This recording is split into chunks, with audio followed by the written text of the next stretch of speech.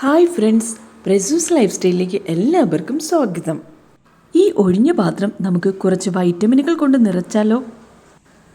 ധാരാളം വൈറ്റമിനുകൾ അടങ്ങിയതാണ് കാന്താരി മുളക്. വൈറ്റമിൻ എ, സി, ഇ എന്നിവയാൽ സമ്പുഷ്ടമാണ് കാന്താരി മുളക്.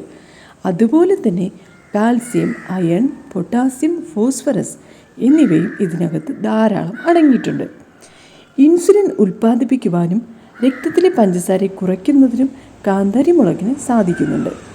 പല്ലുവേദനയ്ക്കും രക്തസമ്മർദ്ദത്തിനും ഒക്കെ കാന്താരി ഒരു നല്ല ഔഷധമായി ബാക്ടീരിയ, ഫംഗസ് എന്നിവയെ പ്രതിരോധിക്കുവാൻ കാന്താരി മുളകിന് കഴിയുമെന്ന് ധാരാളം പഠനങ്ങളിൽ. കാന്താരി മുളകിൽ അടങ്ങിയിരിക്കുന്ന ജീവകം സി ശ്വാസകോശ രോഗങ്ങളിൽ തന്നെ ധാരാളം സംരക്ഷണം നൽകുന്നു. ചെറുതും വലുതുമായ ധാരാളം മാങ്ങകൾ, നെല്ലിക്ക, കാരയ്ക്ക, ഒരുപാട് ഐറ്റംസ് ഇപ്പോൾ നമുക്ക് ഉപ്പിലിട്ട് കഴിക്കാവുന്നതായിട്ട് ധാരാളം കിട്ടും. ആ സമയത്ത് നമുക്ക് കാന്താരി മുളക് കൂടെ ഉള്ളത് വളരെയധികം നല്ലതാണ്. കാന്താരിക്ക് ഇത്രയോ ഉപയോഗമുണ്ടെന്ന് പറഞ്ഞ് ഒരുപാട് ഒന്നും ഉപയോഗിക്കാൻ പാടില്ല.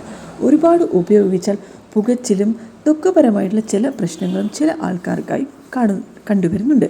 പ്രത്യേകിച്ച് ഗർഭിണികളാണെങ്കിൽ അവരധികം കഴിക്കാൻ പാടില്ല. കാരണം അധികം കഴിച്ചാൽ കുട്ടികൾക്ക് ചെറിയ രീതിയിലുള്ള ത്വക്കിൻ്റെ പ്രശ്നങ്ങളൊക്കെ കാണുന്നുണ്ട്. ഇതൊക്കെ പഠനങ്ങൾ തെളിയിച്ച കാര്യങ്ങളാണ് ഞാനിപ്പോൾ പറഞ്ഞത്. ഈ കടുത്ത വേനലിൽ എവിടെ നോക്കിയാലും കാന്താരി ഒന്നും കാണാത്തൊരു സമയത്താണ് ഞാൻ കാന്താരിയുടെ വീഡിയോ ഇടുന്നത്. അതുകൊണ്ട് തന്നെ എല്ലാവർക്കും സംശയം തോന്നും, ഇപ്പോൾ എങ്ങനെയാണ് കാന്താരി ഈ സമയത്ത് കിട്ടുന്നത്? പ്രത്യേകിച്ച് നമ്മൾ വിളകളിലൊക്കെ നോക്കിക്കഴിഞ്ഞാൽ കാന്താരി ഒട്ടും കാണുന്നില്ല. ഇത് വീട്ടിലുള്ള ചെറിയ കാന്താരിയാണ്. വീട്ടിൽ നമ്മൾ വളരെ കുറച്ച് ഒരു ചെറിയൊരു ഗ്ലാസ് വെള്ളം തന്നെ ഒഴിച്ചു കൊടുത്താൽ മതി. ഇത് ആവശ്യത്തിലധികം കായ്ക്കും. ഇത് വെറും ഒരു ചുവട് കാന്താരിയാണ്. വെറും ഒരു ചുവട് കാന്താരിയിൽ നിന്ന് ഒരു പിടി കാന്താരിയോളം കിട്ടിയിട്ടുണ്ട്. ഇതിന് പ്രത്യേകിച്ച് വളമോ പ്രത്യേകിച്ച് വേറെ പരിപാലനം ഒന്നും കൊടുത്തിട്ടില്ല. നമ്മൾ സാധാരണ എല്ലാ പച്ചക്കറികളും നടുന്നതിനൊപ്പം പച്ചക്കറികളും അതുപോലെ തന്നെ പൂക്കളും അതിനൊപ്പം തന്നെ നടുന്നത് മാത്രമാണ്. നടുന്നതുമല്ല, വിത്ത് വീണ് മുളച്ചതും വേണമെങ്കിൽ പറയാം. കാന്താരി കാര്യമായി നടേണ്ട കാര്യമൊന്നുമില്ല. എന്നാലും വീട്ടിലൊക്കെ നമ്മൾ ഒരു കാന്താരി നടുന്നത് നല്ലതാണ്. അത്യാവശ്യമായിട്ട് നമുക്ക് പെട്ടെന്ന് കിഴങ്ങ് വർഗ്ഗത്തിൽപ്പെട്ട ആഹാരവസ്തുക്കൾ കഴിക്കുന്ന സമയത്ത് നമ്മൾ ഒരല്പം സ്വാദ് കൂടുതൽ വേണമെന്ന് തോന്നുമ്പോൾ കറികളിലും കൂട്ടാനിലുമൊക്കെ കാന്താരി ഇടുന്നത് കുറച്ചുകൂടി നല്ലതാണ്. കിഴങ്ങ് വർഗ്ഗങ്ങൾ കഴിക്കുന്ന സമയത്ത് നമുക്ക് ഇത് ഉപയോഗിച്ച് ഇതും ചെറിയ ഉള്ളിയും ഉപയോഗിച്ച് ഒരല്പം ഉപ്പൂടെ ഇട്ട് ചെറിയൊരു ചമ്മന്തി ഉണ്ടാക്കിയാൽ വളരെയധികം സ്വാദായിരിക്കും. അധികം പരിപാലനമൊന്നും തന്നെ ഇതിനു വേണ്ടി കൊടുത്തിട്ടില്ല.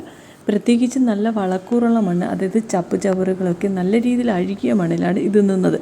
വേനൽക്കാലമായതുകൊണ്ട് തന്നെ ചെറിയൊരു നനവ് മാത്രമാണ് ഇതിന് പ്രത്യേകിച്ച് കൊടുത്തത്. ചെറിയൊരു നനവെന്ന് പറഞ്ഞു കഴിഞ്ഞാൽ ഒരുപാട് നനവെന്നുള്ള ഒരു ഗ്ലാസ് വെള്ളം, ആ ഒരു അളവിന് മാത്രം വെള്ളമേ ഇതിനാവശ്യമുള്ളൂ.